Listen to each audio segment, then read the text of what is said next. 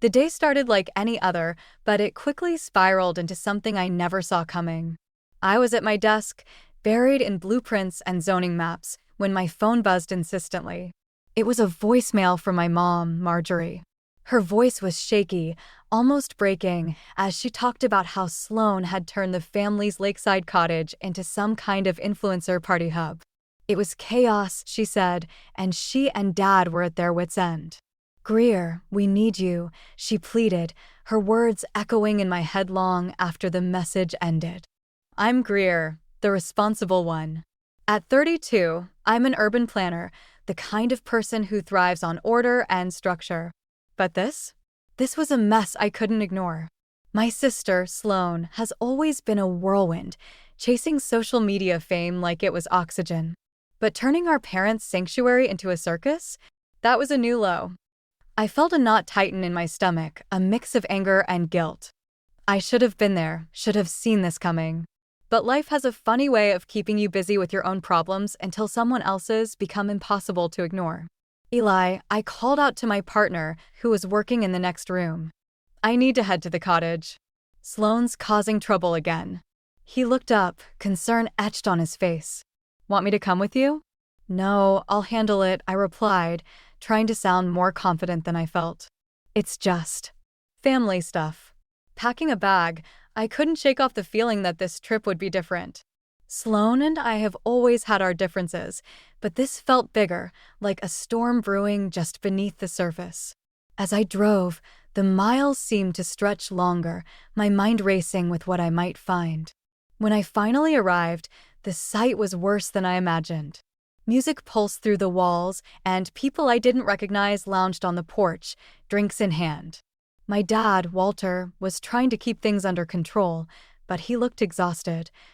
A shadow of the man who once taught high school history with such passion. I found my mom in the kitchen, her eyes red from lack of sleep. Greer, she sighed, relief and worry mingling in her voice. I'm here, Mom. We'll figure this out, I promised, though I wasn't sure how. As I stepped outside, Sloan was in the middle of a live stream, laughing with her friends. She looked up, spotting me, and her smile faltered.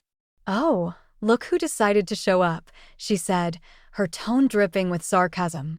Sloan, we need to talk, I said, trying to keep my voice steady.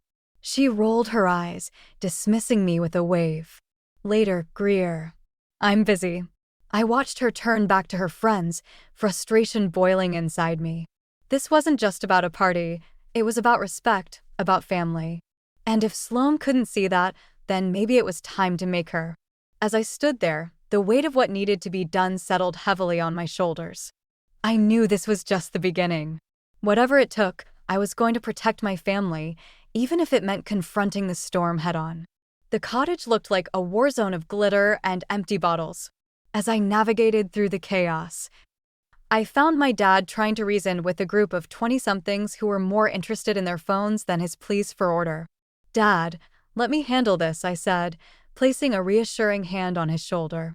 He nodded, relief washing over his tired features, and retreated to the kitchen where Mom was.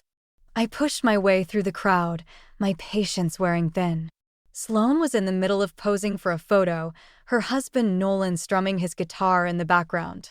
The moment she saw me, her smile turned to a smirk. Greer, you're harshing the vibe, she said, her tone light but her eyes challenging. Sloan, this have to stop, I replied, trying to keep my voice steady. Mom and Dad didn't sign up for this. She rolled her eyes, her friends giggling at our exchange. They're fine. It's just a little fun. Fun, I said, gesturing around at the mess. This is their home, not a nightclub. Sloane's expression hardened. You're just jealous, Greer. You've always been. There it was, the accusation that stung more than I cared to admit. But I refused to let her see how much it hurt. This isn't about jealousy, Sloan. It's about respect. She laughed, a sharp, dismissive sound. Respect?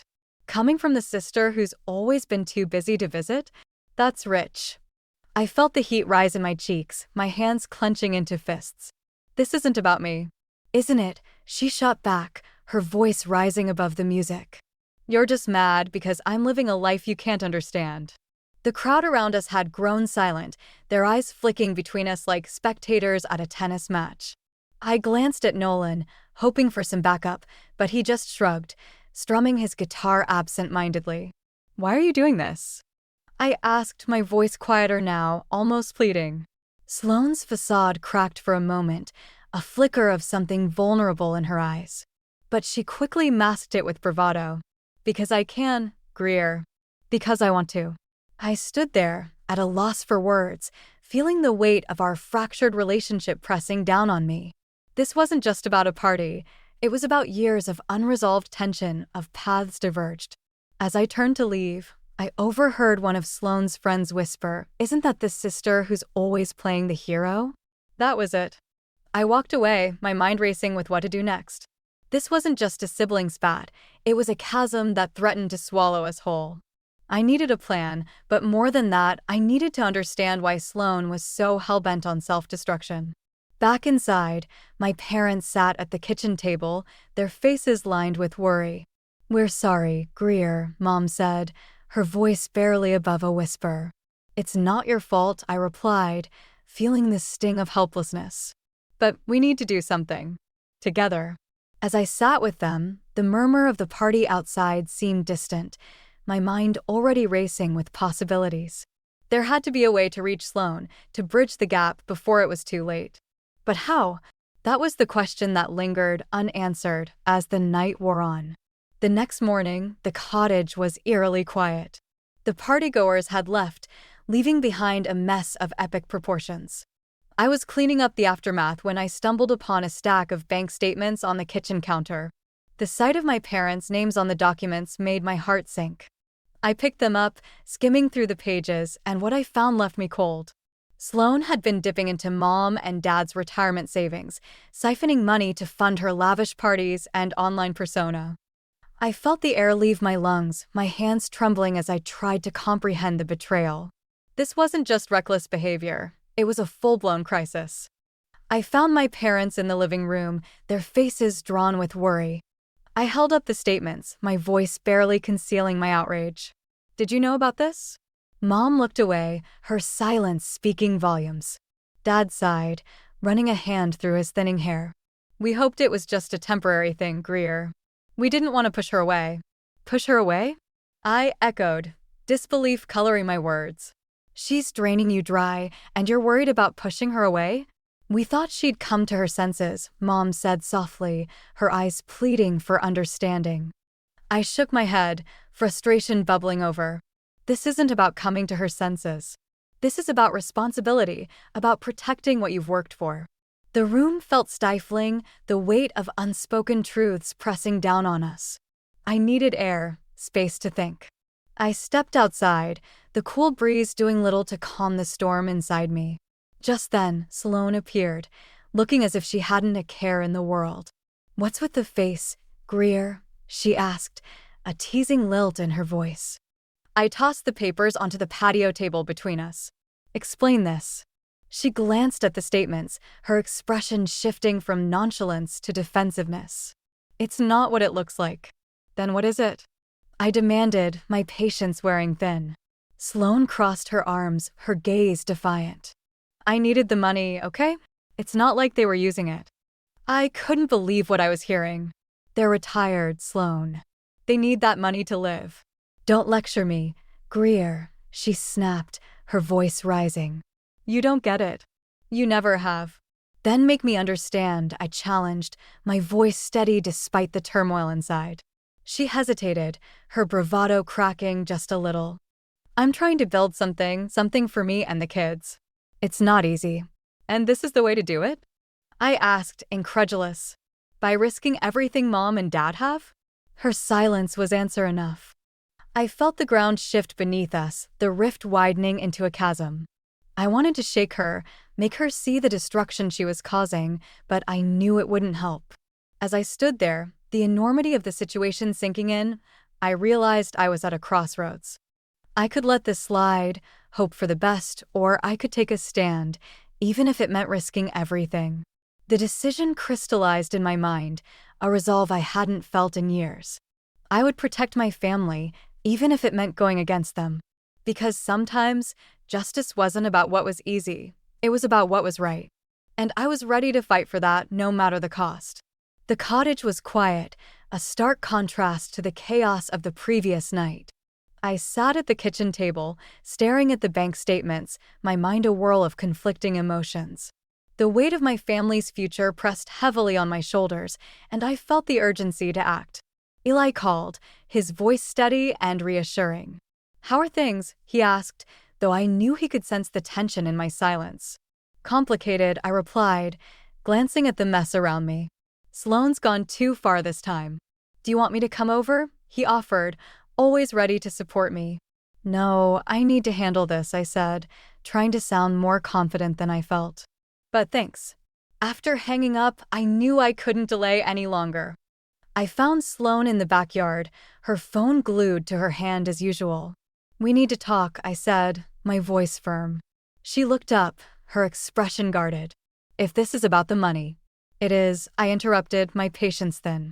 "But it's more than that, Sloane. It's about trust." "Trust," she echoed, a bitter laugh escaping her lips. "You're the one who's always judging me." "I'm trying to help," I said, taking a step closer, hoping to bridge the gap between us. "But you have to see what you're doing to Mom and Dad." "They're fine," she insisted, though her voice wavered slightly. "Are they?" I countered, watching her closely. "Because it seems like you're using them as a safety net." Her eyes flashed with anger, but there was something else there too, fear, maybe. "You don't understand what it's like, Greer. To be in the spotlight, to have everyone watching." "Then help me understand," I urged, trying to keep the frustration out of my voice. But before she could respond, Nolan appeared, his usual laid-back demeanor replaced by something more serious. "Hey, can we all just calm down?" he suggested, trying to diffuse the tension. "Nolan, this isn't your fight," I said, my focus still on Sloane. "It's my family too," he replied, surprising me with the intensity in his voice. "And maybe we should all take a step back and figure out a solution together." Sloane looked at him, a mix of gratitude and annoyance in her eyes. "I don't need you to fight my battles, Nolan." "No, but we're in this together," he said, his tone gentle but firm. The unexpected solidarity between them caught me off guard. I realized that despite everything, Sloane wasn't entirely alone in this mess.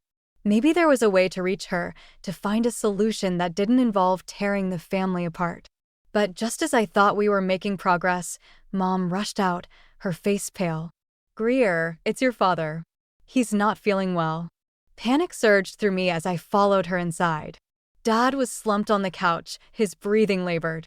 The tension of the past few days had taken its toll, and I felt a wave of guilt crash over me.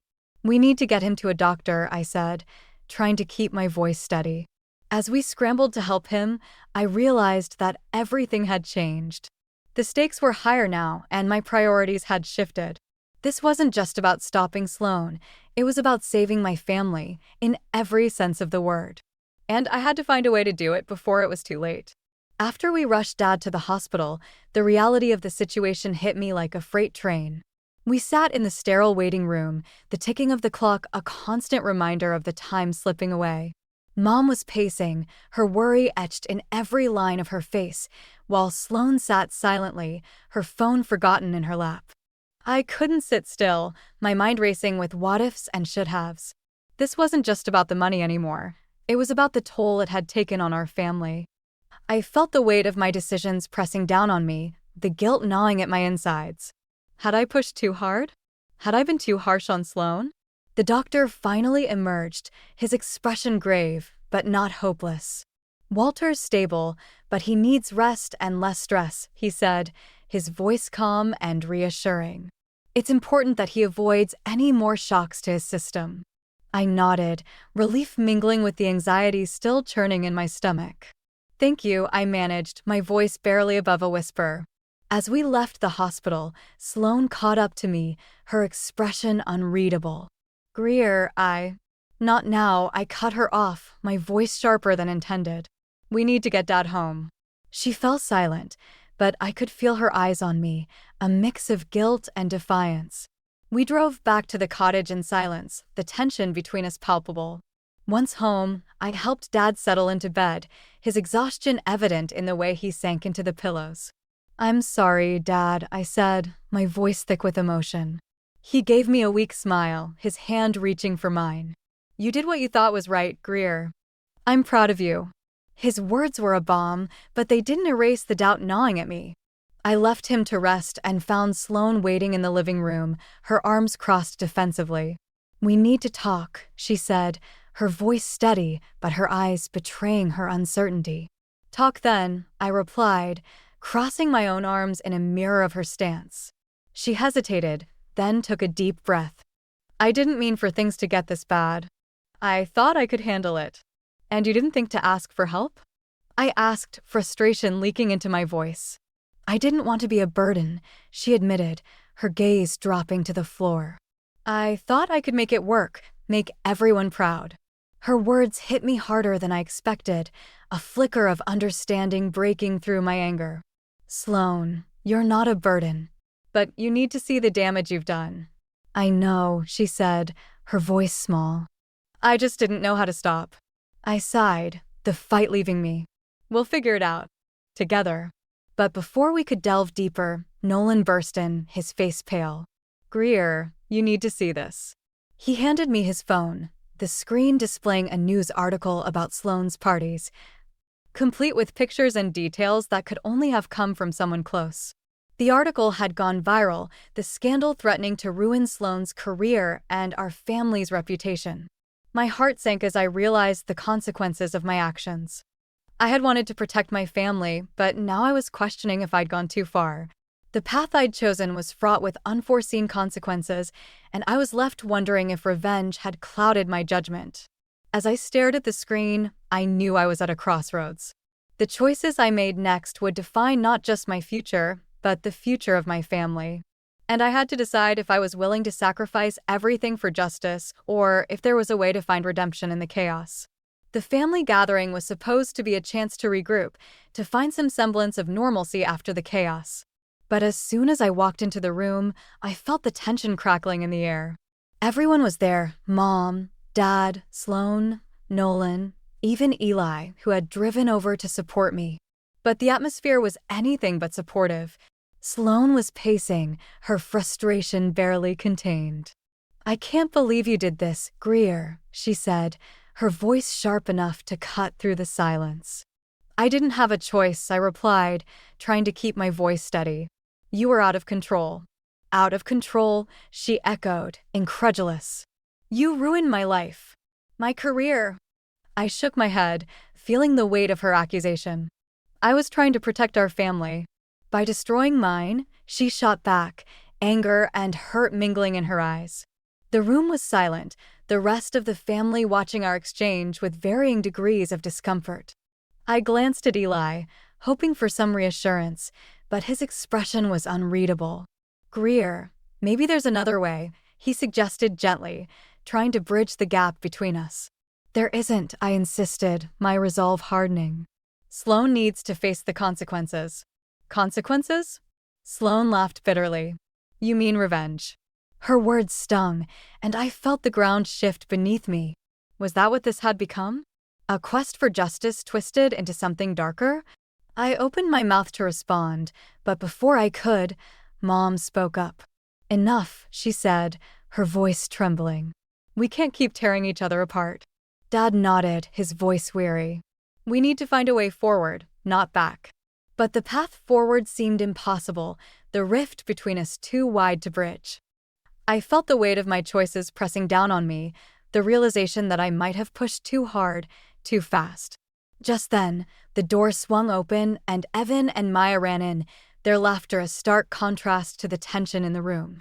They skidded to a halt, sensing the unease, and looked at us with wide, questioning eyes. "Mommy, why is everyone so quiet?" Evan asked, his innocence a painful reminder of what was at stake. Sloane's expression softened, and she knelt to hug them, her anger momentarily forgotten. "It's okay, sweetie. We're just talking." As I watched them, the full weight of the situation hit me. This wasn't just about money or reputation. It was about family, about the future we were shaping for the next generation. And in my quest to protect, I had lost sight of what truly mattered. But before I could voice this realization, Nolan's phone buzzed, drawing his attention. He frowned, reading a message, then looked up with a grim expression. "There's more," he said, his voice tense. "Another article just dropped. It's worse."